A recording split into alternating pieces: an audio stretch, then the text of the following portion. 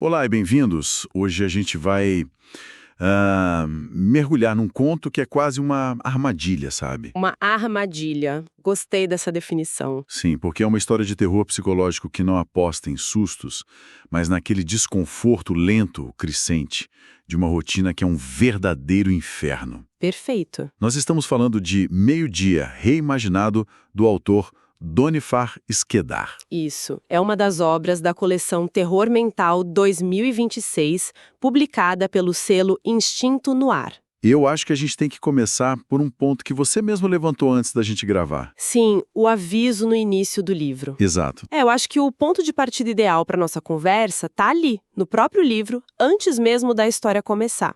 Tem um aviso ao leitor que é, assim, uma declaração de intenções. E o que ele diz? Diz assim: as histórias da coleção Terror Mental exploram o horror psicológico, o desconforto humano, a distorção da realidade e os limites da mente.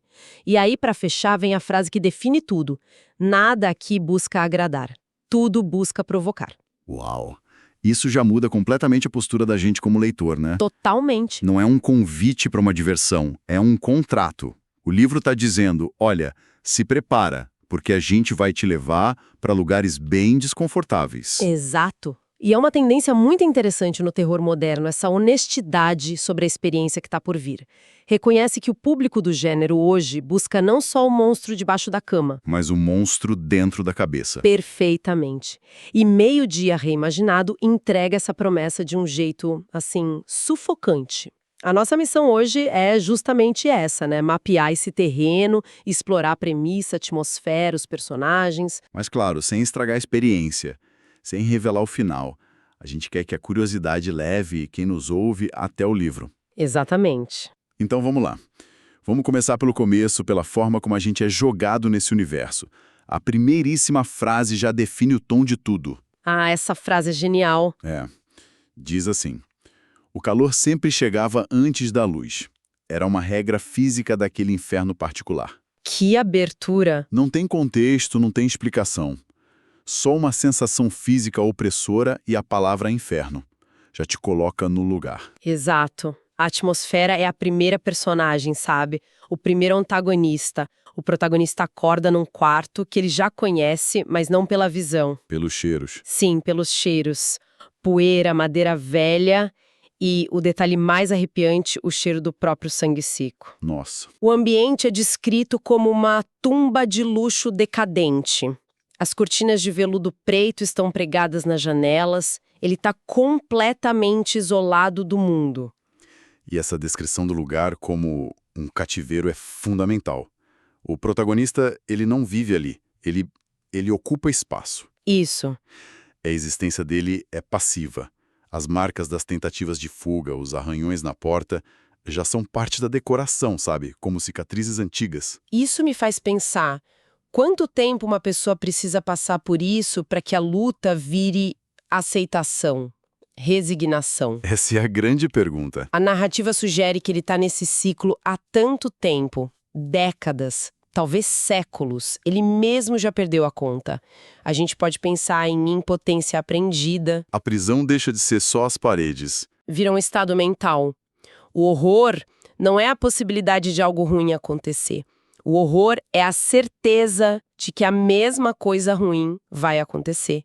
Todos os dias, para sempre. A rotina é a tortura. E essa prisão não é feita só de paredes. Ela tem um rosto, uma voz. Ela tem um nome. Gabriele. A chegada dela na cena é fantasmagórica. O texto diz: o colchão afundou ao meu lado. Não houve som de porta abrindo nem passos no assoalho. Gabriele simplesmente estava lá, como uma febre que volta no meio da noite. É uma violação completa de qualquer espaço, né? Ela é a personificação dessa prisão. E ela é construída de uma forma brilhante, sobre contrastes. Os dedos dela são gelados. Mas a voz é veludo e lâmina. Exatamente. Carinhosa e ameaçadora ao mesmo tempo. E a primeira coisa que ela faz não é um gesto de afeto, é de controle. Ela o acusa de não estar dormindo. Controlando até o descanso dele, canta. Porque seria mais simples se fosse uma relação de puro medo. Mas o protagonista nos dá uma chave que muda tudo. Ah, sim, a frase sobre o vício. Essa frase é de uma brutalidade, ele pensa. Não era amor. Não era mais. Era vício. Era a dependência química de um drogado pelo seu traficante. Totalmente. Isso redefine tudo. Eleva a história de um simples conto de cativeiro para uma alegoria sobre dependência, sobre relações tóxicas. Sim, o terror psicológico aí é que ele não apenas a teme, ele precisa dela para sobreviver. E ela sabe disso. O ritual de alimentação, por exemplo, é descrito de uma forma terrivelmente íntima. Não há dor física. O corpo dele já está condicionado, libera um anestésico natural que o coloca numa névoa de prazer doentio enquanto ela o drena. E essa ausência de dor física parece que torna a dor psicológica ainda pior, né? Sem dúvida. O nojo que ele sente não é dela, é de si mesmo. Por quê? Por essa passividade. Por essa parte dele que talvez sinta prazer no processo. Eu acredito que sim. É o nojo da própria cumplicidade. Ele se sente útil apenas como uma fonte de alimento, um objeto. E a manipulação dela mantém esse ciclo. Ela o chama de obra-prima, de imortal. Mas o trata como uma posse. Ela fala de um futuro juntos, num lugar frio onde o sol quase não aparece.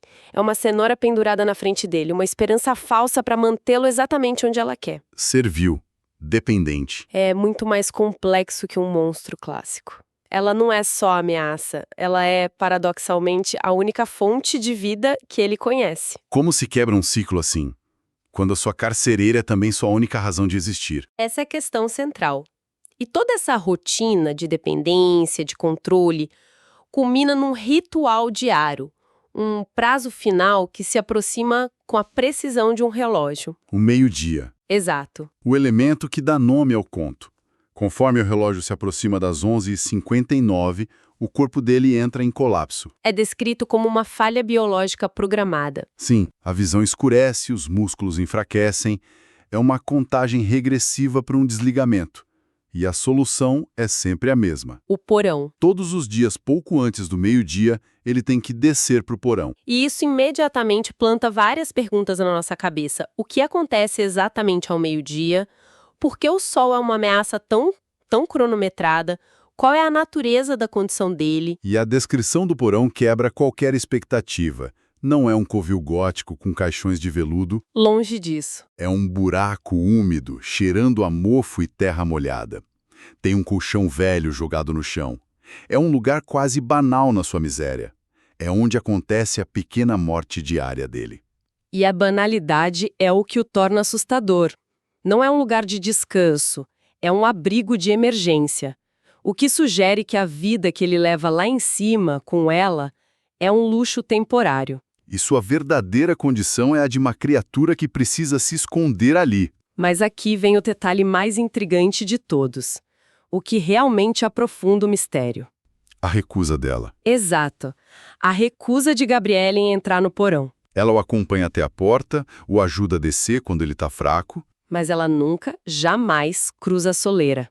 Ela para na entrada e diz: "Eu te espero. Bom descanso, meu amor."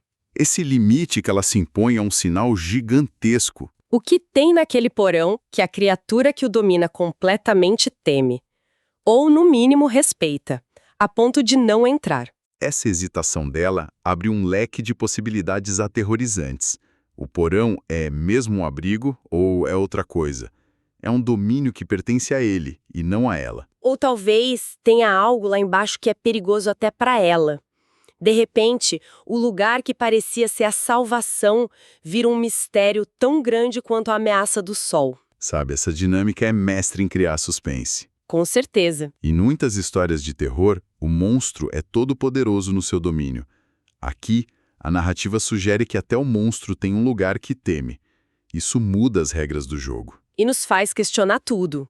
A salvação dele pode ser só uma forma diferente de prisão, que ele ainda não entende. E é no meio de toda essa rotina opressiva, nesse equilíbrio de terror, que a história nos dá o seu grande gancho. O ponto de virada. Naquela manhã específica que o conto narra, depois de, sei lá, décadas ou séculos de submissão, algo finalmente muda dentro dele. O texto descreve como uma brasa pequena acesa no fundo do meu estômago, onde antes só havia resignação. É isso. É o catalisador da ruptura. O instinto de obedecer, de descer pro porão, era absoluto. Era um reflexo. Mas, pela primeira vez, esse instinto não vem sozinho. O texto é claro. Veio acompanhado de ódio. O ódio, às vezes, é o único combustível que resta quando a esperança já se foi. A partir daí, a tensão, que já era alta, se torna quase insuportável. Ele se levanta, com as pernas trêmulas, e a Gabriele, ela percebe na hora. Ela o conhece melhor do que ele mesmo. O sorriso dela desaparece. A voz de veludo vira só lâmina. Ela ordena que ele desça, com uma ameaça direta. O sol vai transformá-lo em churrasco. Mas ele não se move em direção ao porão. Ele se vira e caminha cambaleando em direção à porta de saída da casa. E aqui está a beleza trágica da escolha dele. Ele não está escolhendo entre viver e morrer. A vida para ele já acabou há muito tempo. A escolha é entre duas formas de aniquilação. A morte lenta e humilhante no ciclo do porão, ou a morte rápida e desafiadora sob o sol. Pela primeira vez, ele está fazendo uma escolha. Ele está retomando o controle, não sobre a vida, mas sobre o próprio fim. É o primeiro ato de agência que a gente vê nele. É a negação final do controle dela. Ele prefere a aniquilação total a mais um dia de submissão. E então ele para com a mão na maçaneta da porta da frente. Ele consegue sentir o calor do outro lado. A promessa de dor. Ele sabe que ela está certa. Mas a ideia de descer para aquele buraco úmido mais uma vez, de reiniciar o ciclo, se tornou um horror maior que a própria morte. E aí é que ele diz a frase que encerra o capítulo e deixa a gente sem ar. Ela insiste para ele descer. Ele olha para a porta e responde. Prefiro queimar. E gira a maçaneta. Um gancho absolutamente perfeito. A história para exatamente nesse instante. Então, para recapitular, temos um protagonista preso numa rotina de tortura psicológica, manipulação. Ele finalmente atinge seu limite e decide arriscar a destruição imediata. A porta está prestes a se abrir. E isso nos deixa com um turbilhão de perguntas. Muitas. O que de fato existe no porão? Era uma proteção ou algo pior que o sol? Qual é a verdadeira natureza da Gabriele e do seu amor possessivo? E claro, a questão que fica ecoando. O que vai acontecer no exato momento em que ele abrir aquela porta? A aniquilação é a única forma de liberdade possível para ele? É a grande pergunta. Para descobrir as respostas, para saber o que há do outro lado daquela porta e qual o desfecho de meio-dia reimaginado, a nossa recomendação é clara.